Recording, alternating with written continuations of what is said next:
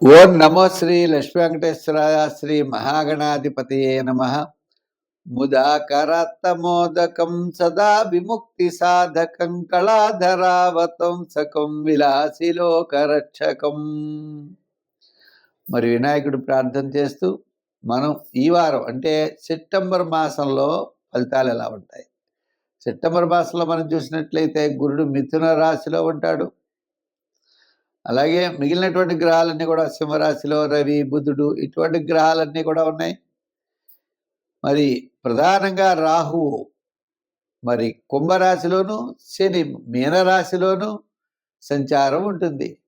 ఇంకా చంద్రుడు మొదలైనటువంటి గ్రహాలన్నీ కూడా ఆయా రాశుల్లో ఉంటాయి. ఈ విధమైనటువంటి గ్రహ సంచారం అంటే మనకి సెప్టెంబర్ నెలలో కొంతకాలం 15, 16 తారీఖుల వరకు ఏమో సింహంలోను, తదుపరి కన్యారాశిలో రవి ప్రవేశం ఉంటుంది.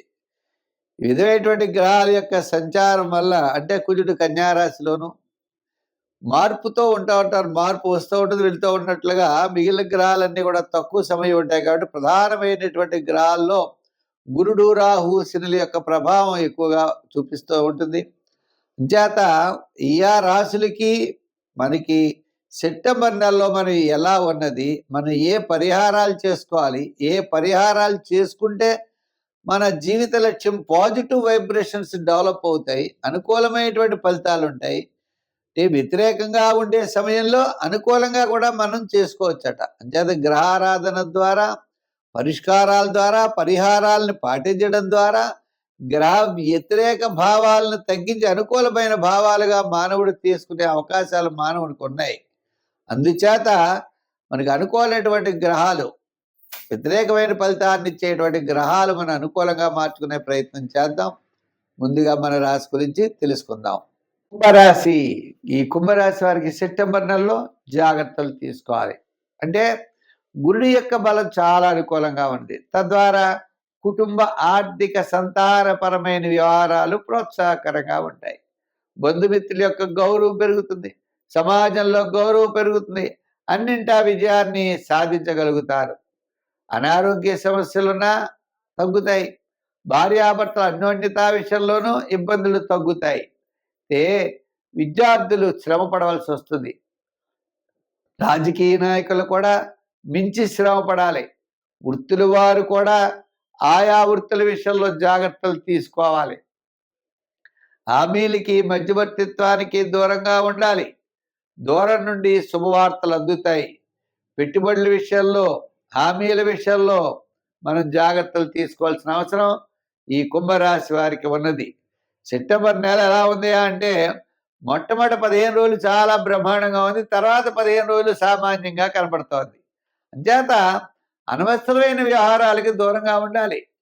వివాదాలు పెరుగుతూ ఉంటే వివాదాలు తగ్గించుకునే మార్గంలో వెళ్ళాలి. ఖర్చులు పెరుగుతూ ఉంటే తగ్గించుకునే మార్గంలో వెళ్ళాలి. ఏదైనా కాస్త అసంతృప్తి, చికాకు ఉండేటువంటి పరిస్థితి కుంభరాశి వారికి తర్వాత 15 రోజుల్లో ఎక్కువగా కనబడుతోంది. కాబట్టి జాగ్రత్తలు తీసుకుని ముందుకు వెళ్ళండి. రెండో విషయం ఏంటి అంటే ప్రతి విషయంలో కూడా శ్రద్ధ పాటించండి. నిదానంతో వెడితే విజయం తప్పనిసరిగా మీరు పొందగలుగుతారు. విద్యార్థులు దక్షిణామూర్తిని ఎక్కువగా చదవాలి. రాజకీయ నాయకులు సూర్య భగవానుడిని ఆరాధించండి. వృత్తులుగా వెళ్ళేటువంటి వారు, అలాగే వ్యాపారాత్మకమైన వారు వెంకటేశ్వర స్వామి వారిని ఆరాధించండి. విష్ణువు యొక్క ఆరాధన చేసి స్వామివారికి తులసి మాలల్ని ఎక్కువ సమర్పిస్తే తద్వారా విజయం సాధించగలుగుతారు. ఇంకా మామూలుగా ఉన్నటువంటి వారందరూ కూడా శని భగవానుని బాగా పూజించాలి. ఆయన మిత్రుడైన ఆంజనేయ స్వామిని కూడా పూజించవచ్చు. శని భగవానుడిని పూజిస్తూ శనికి తైలాభిషేకం చేస్తూ నవగ్రహ ప్రదక్షిణ చెయ్యండి. తిలదానం చెయ్యండి. జమ్మి చెట్టు చుట్టూ ప్రదర్శనాలు చేయండి. శని భగవానుడైన వాహనం వాయసం కాకి రోజు ఆహారం పెట్టండి. చీమలకు పంచదార వేయండి. మంచి కార్యక్రమాలు ఆచరించండి. 10 మందిని మీరు ఆదుకోండి. తద్వారా మీరు విజయం సాధించగలుగుతారు. స్వస్తి. మీనరాశి. ఈ మీనరాశి వారికి సెప్టెంబర్ నెలలో ఎలా ఉంది అంటే గ్రహాలన్నీ కూడా మిశ్రమైనటువంటి ఫలితం ఉన్నప్పటికీ ప్రమాదకరమైన విషయాలు ఏమీ లేవు. సాఫీగా వెళ్ళేటువంటి పరిస్థితులు ఉన్నాయి. చాలా నిదానంగా వెళ్ళవలసినటువంటి పరిస్థితులు ఉన్నాయి. సెప్టెంబర్ 15 వరకు ఆత్మవిశ్వాసం మీలో ఉంటుంది. తద్వారా విజయాన్ని సాధించగలుగుతారు. సెప్టెంబర్ 15 తర్వాత సూర్య భగవానుడు సంచారం సప్తమ స్థాన సంచారం. అంటే సప్తమ స్థాన సంచారం వల్ల కాస్త పెద్దగా ఫలితాలు ఉండవు. మిగిలిన గ్రహాలన్నీ కూడా పంచమంలో శుక్రుడు, మరి షష్టంలో కుజుడు. కుజుడి యొక్క బలం కూడా మీకు బాగుంటుంది. ఇప్పుడు సప్తమంలో ఉన్నాడు కుజుడు.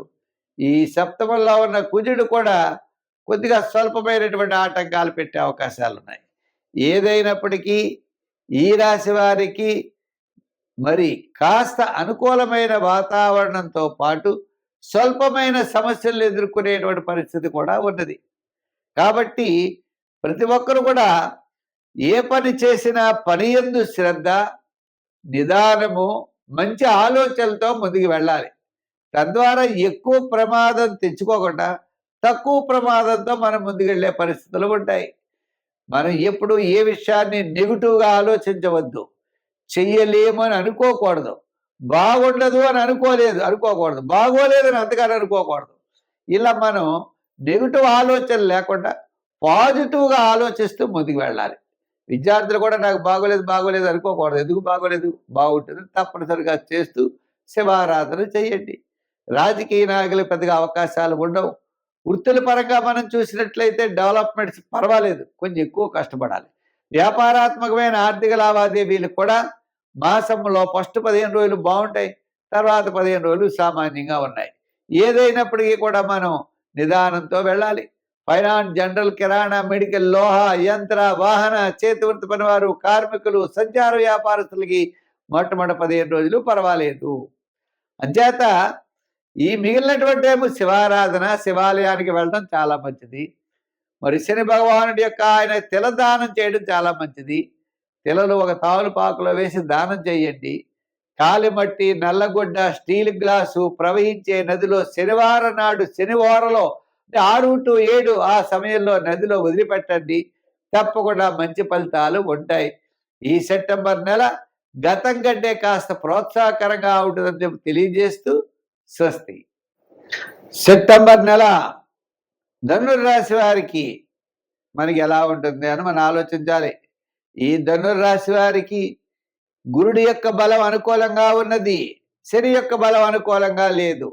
గురుడి యొక్క బలం అనుకూలంగా ఉండడం వల్ల కుటుంబార్థిక సంతానపరమైన వ్యవహారాలు చాలా ప్రోత్సాహకరంగా ఉంటాయి. మరి సెప్టెంబర్ 15 తర్వాత దశమ భాగంలోకి మనకి సూర్య భగవానుడు వస్తాడు. అంచేత ఆయన యొక్క ప్రభావం వల్ల సెప్టెంబర్ 15 నుంచి మీకు అనుకూలమైన వాతావరణం ఉంటుంది. అంటే గురుడి యొక్క బలం ఉండడం వలన కుటుంబార్థిక సంతానపరమైన వ్యవహారాలు చాలా ప్రోత్సాహకరంగా ఉంటాయి. మీకు మంచి మంచి ఆలోచనలతో ముందుకు పెడతారు. ఇతరుల యొక్క సహాయ సహకారాలు ఉంటాయి. నూతనమైన ఆలోచనలతో ముందుకు వెళ్ళేటువంటి పరిస్థితులు కనబడుతున్నాయి. అంతేకాకుండా దూరం నుండి శుభవార్తలు అందుతాయి. ఆర్థిక పరమైన డెవలప్మెంట్స్ చేసుకునే ప్రయత్నం చేస్తారు. చిన్న చిన్న సమస్యలు ఉంటాయి. మరి అష్టమ శని ప్రభావం వలన భార్యాభర్తల్లో స్వల్పమైన విభేదాలు రావడానికి అవకాశాలు ఉన్నాయి. కుటుంబ సమస్యలు ఉంటాయి, చిన్న చిన్న సమస్యలు ఉంటాయి. ఏదున్నప్పటికీ గురుడి యొక్క బలం ద్వారా సమస్యలను పరిష్కారం చేసుకుని అన్నింటా మీరు విజయం సాధించడానికి అవకాశాలు ఉన్నాయి. విద్యార్థులు శ్రమతో విజయం సాధిస్తారు. రాజకీయ నాయకులు కూడా ఆహ్వానాలు అందుకుంటారు.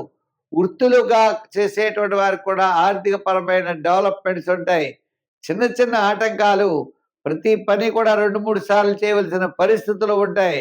అయినా సరే మీరు ఎంతో ధైర్యంతో ముందుకెళ్ళేటువంటి పరిస్థితులు ఉన్నాయి. ఈ రాశి వారికి మరి సంఖ్యల్లో 3, రంగుల్లో గోల్డ్ కలర్ వాడండి. ఆరాధనలో శని భగవానుడిని పూజించండి. హనుమాన్ చాలీసా పఠించండి. సుందరకాండ పారాయణ చెయ్యండి. అంచేత ఈ రాశి వారికి శని భగవానుడి కోసం మీకు దొరికితే మన యొక్క జమ్మి చెట్టు చుట్టూ ప్రదర్శనలు చేయండి. శని భగవానుడైన ఆయన వాహనానికి అయినటువంటి వాయుసం అంటే మన కాకికి ప్రతిరోజు ఆహారం పెట్టండి. తద్వారా విశేషమైన ఫలితాలు పొందుతారు. సమస్యల నుండి బయటపడతారు. చికాకులు తగ్గుతాయి. అన్యోన్య దాంపత్యము, సత్సంతానము, ఇటువంటి విషయాలన్నీ కూడా మీకు ఇబ్బందులు ఉండవు. స్వస్తి.